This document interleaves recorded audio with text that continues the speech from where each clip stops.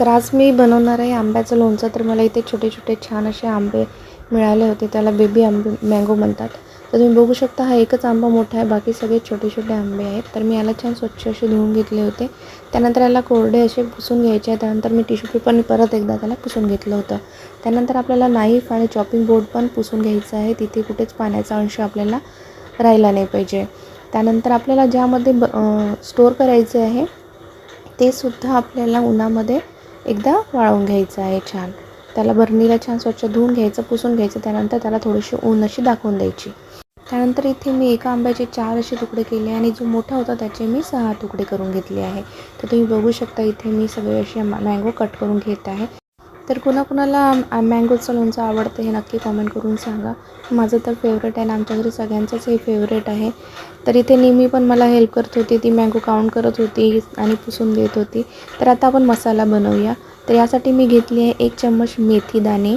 त्यानंतर त्याला मी कोरडं असे तव्यावर भाजून घेतले आहे. तुम्ही बघू शकता थोडे ब्राऊन पण झाले आणि याचा आवाज यायला लागतो तेव्हा समजायचं की आपली मेथीदाणे झाले. त्यानंतर मी 2 चम्मच मोहरी घेतली आहे, त्याला पण कोरडी अशी भाजून घेतली आहे. तुम्ही बघू शकता ही उडताना दिसत आहे.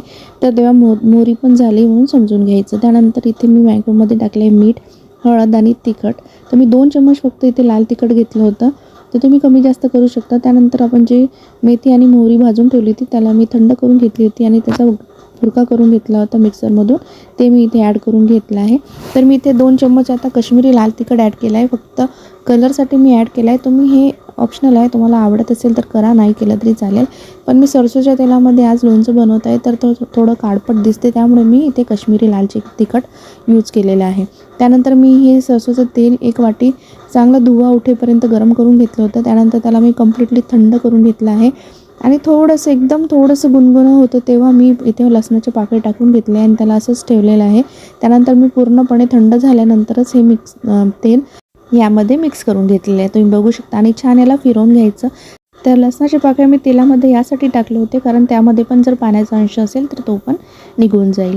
आणि हे लोणचं मी दुसऱ्या दिवशी फिरवून घेतलं होतं, हे तुम्ही बघू शकता, दुसऱ्या दिवशीचा व्हिडिओ आहे.